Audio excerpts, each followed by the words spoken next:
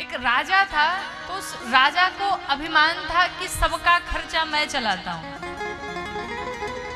सब मेरे भाग्य से जीते हैं। तो उस राजा की 7 बेटियां थी। एक बेटी से पूछा, ये बताओ तुम किसके भाग्य से जीती हो? उस बेटी ने कहा, हम आपके भाग्य से। दूसरी से पूछा, तुम किसके भाग्य से जीते हो? उसने भी कहा, आपके भाग्य से। तीसरी, चौथी, पांचवी, छठी, सबसे पूछ लिया, सबने यही कहा, हम आपके भाग्य से जीते। लेकिन जब 7वीं बेटी के पास गया और उससे पूछा, तुम किसके भाग्य से जीती हो? तो 7वीं बेटी ने कहा, हम अपने भाग्य से जीते। अब तो उसे बड़ा क्रोध आया, तुम अपने भाग्य से जीती हो? परिवार वालों से पूछा, गांव वालों से पूछा। अब चूंकि सब उसका खाते थे तो सब उसका ही गाते थे। सबने कहा, महाराज हम आपके भाग्य से जीते। इस राजा को बड़ा क्रोध आया। क्या किया इसने?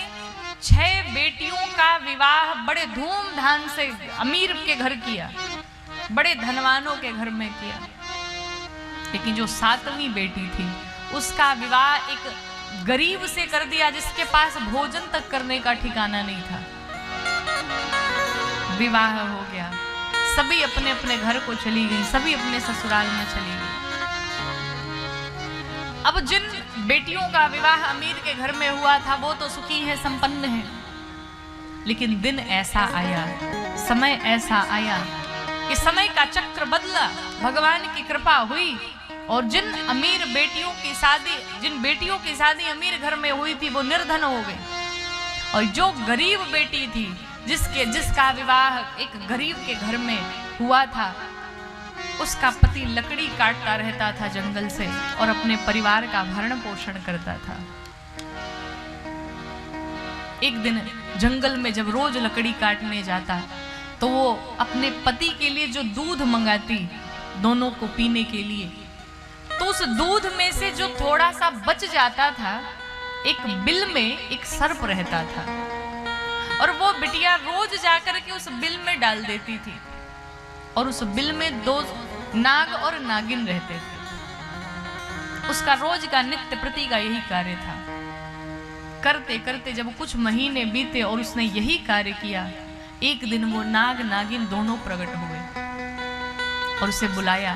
कहा, तुमने मुझे बड़ा दूध पिलाया है और आज मेरी बात ध्यान से सुनो। अब हम यहां से जाना चाहते हैं और हमारे पास ढेर सारे धन इस गड्ढे में पड़े हुए हैं, और उस गड्ढे के थोड़े से भीतर जब हाथ लगाओगी तो उसमें एक मणि रखी हुई है। उस मणि को तुम ले लो, वो सारा धन तुम्हारा है। और जब उसमें गड्ढा खुदवाया तो उस बेटी ने देखा कि बहुत सारे सोने चांदी हीरे मोती पड़े हैं, वो मणि भी पड़ी है, और सब कुछ पाने के पश्चात वो बिटिया अमीर हो गई। और जिन बेटियों का विवाह बड़े बड़े घरों में किया गया था, वो बेटियां आज निर्धन बन करके उसी बेटी के घर में आकर के, उसी के द्वार पर आकर के भीख मांगती हुई कटोरे में दिखाई पड़ती।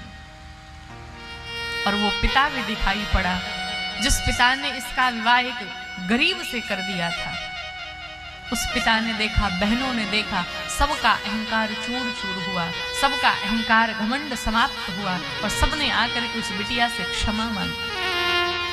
इसलिए कहते हैं, कोई अपने ऊपर अभिमान न करे कि हमारा, अगर हम न रहे तो ये कार्य नहीं होगा, सबका खर्चा हम चला रहे। नहीं महाराज, सभी अपने अपने भाग्य से जी रहे, सब अपने भाग्य का खा रहे।